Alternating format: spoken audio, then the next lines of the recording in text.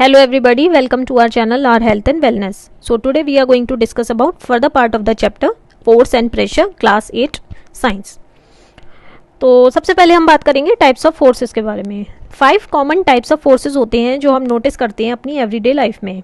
अब वो 5 टाइप्स क्या हैं? First one is muscular force, second one is frictional force और friction, third one is magnetic force, fourth one is electrostatic force and the fifth one is gravitational force.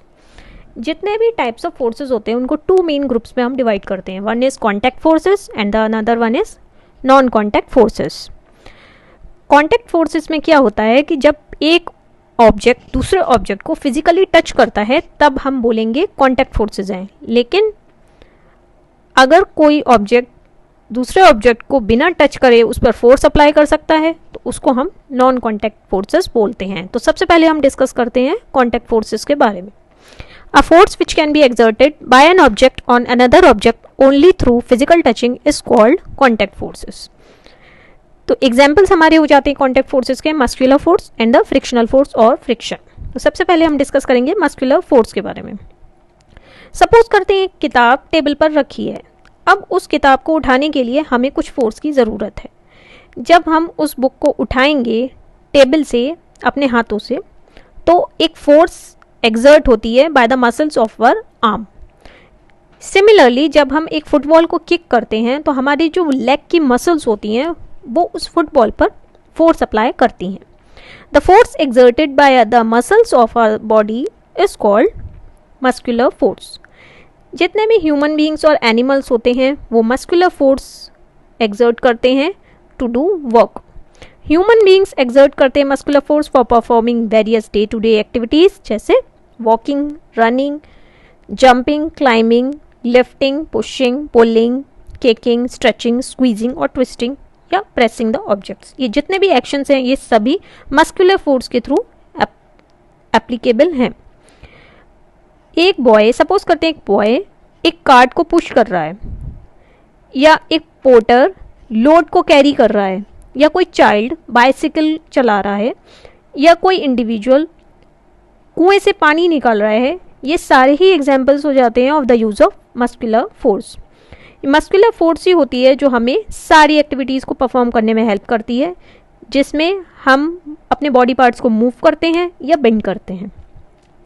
Muscular force हमारी body के अंदर भी act करती है to perform various functions required for our survival. For example जैसे digestion होता है तो ये मस्कुलर फोर्स ही होती है कि हमारे फूड को डाइजेस्टिव ट्रैक्ट में मूव करती है, पुश करती है। जो एक्सपेंशन और कॉन्ट्रैक्शन ऑफ लंग्स होता है, जब हम हवा अंदर लेते हैं या बाहर निकालते हैं तो इसमें भी मस्कुलर फोर्स का इन्वॉल्वमेंट रहता है। जो हमारी हार्ट बीट होती है वो भी मस्कुलर फोर्स की वजह से ही होती है, जो कि कार्डियक मसल्स प्रोड्यूस करती हैं। जो एनिमल्स होते हैं आपके ऑक्स, कैमल, हॉर्स, ये सभी अपनी मसल्स की फोर्स प्रोवाइड करते हैं और मैन को हेल्प करते हैं ताकि वो हार्डर जॉब्स को परफॉर्म कर पाएँ। फॉर एग्जांपल अगर हम ऑक्स की बात करें तो वो ऑक्स प्लो को पुल करती है by using its muscular force. Similarly अगर हम हॉर्स या कैमल की बात करें तो वो दोनों भी अपनी मस्कुलर फोर्स का यूज़ करते हैं इन पुलिंग द कार्ट्स। एक एलिफेंट बड़े बड़े लकड़ी को उठाता है, बड़ी बड़ी लकड़ियों को उठाता है अपनी मस्कुलर फोर्स को यूज़ करके। या हम आर्कटिक रीजन्स की बात करें जहाँ पर बहुत ज़्यादा स्नोफॉल होता है, स्नो बाउंड रीजन्स होते हैं, तो वहाँ पर रेनडियर्स होते हैं जो स्लेजेस को पुल करते हैं। स्लेजेस क्या होते हैं? आपके व्हील लेस व्हीकल्स, ऐसे व्हीकल्स जिनमें पहिए नहीं होते। तो इन सभी में मस्कुलर फोर्स का ही इन्वॉल्वमेंट रहता है। मस्कुलर फोर्स हम अप्लाई कर सकते हैं to an object only when our body या body of an animal object के कांटेक्ट में रहती है। इसलिए मस्कुलर फोर्स आपकी कांटेक्ट फोर्स का एग्जाम्पल हो जाती है। जब हम किताब को उठाते हैं टेबल से तो हम एक्चुअली में मस्कुलर फोर्स अप्लाई कर रहे होते हैं। हमारा हाथ उस बुक के कांटेक्ट में रहता है। हम बुक को बिना टच करे नहीं उठा सकते टेबल से। हमारा जो कांटेक्ट है with an object for applying muscular force, हम उसको स्टिक के थ्रू या रस्सी के थ्रू भी कर सकते हैं। फॉर एग्जाम्पल अगर कोई हॉकी बॉल है और हम उसको किक करना चाहते हैं तो हम स्टिक से मस्कुलर फोर्स अप्लाई करेंगे। या हम बकेट से पानी निकालना चाहते हैं कुएं से, तो हम एक्चुअली में रोप के थ्रू, जो कि रस्सी से बंधी होती है, मस्कुलर फोर्स अप्लाई कर रहे होते हैं।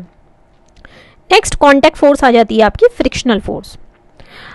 इसके कुछ एग्जाम्पल्स हो जाते हैं, जैसे एक बॉल है जो ग्राउंड में मूव कर रही है और वो धीरे धीरे स्लो डाउन हो जाती है और कुछ डिस्टेंस कवर करने के बाद स्टॉप हो जाती है, रुक जाती है। हमें पता है कि हमें एक फोर्स चाहिए ताकि एक मूविंग बॉडी को हम स्टॉप कर पाए। तो अब ये फोर्स किसने अप्लाई करी? फोर्स अप्लाई करी ग्राउंड ने ऑन द मूविंग बॉल, जो उसके मोशन को अपोज कर रही है और उसको रोक देती है। यही फोर्स बॉल के मोशन को अपोज करती है ऑन द ग्राउंड, और इसको हम फ्रिक्शनल फोर्स कहते हैं। The force which always opposes the motion of one body over another body is called frictional force और फ्रिक्शन। फ्रिक्शनल फोर्स हमेशा दो सरफेसेस के बीच में एक्ट करती है जो आपस में कांटेक्ट में होते हैं। जैसे एक बॉल है जो ग्राउंड में मूव कर रही है, स्लो डाउन हो जाती है और अपने आप रुक जाती है due to frictional force between the ball and the ground. इस केस में जो दो सरफेसेस कांटेक्ट में होते हैं वो आपके surface of the ground and the surface of ball होते हैं। फ्रिक्शनल फोर्स को हम फोर्स ऑफ फ्रिक्शन भी कहते हैं, जस्ट फ्रिक्शन भी कहते हैं। अब हम कुछ एग्जांपल्स देंगे अपनी एवरीडे लाइफ से जिसमें फ्रिक्शनल फोर्स का इन्वॉल्वमेंट रहता है। अगर कोई बाइसिकल रन कर रही है और उसको पैडल करना हम बंद कर दें, हम देखेंगे कि वो धीरे धीरे रुक जाती है और कुछ डिस्टेंस कवर करने के बाद पूरी तरह रुक जाती है, स्लो भी होती है और धीरे धीरे रुक जाती है।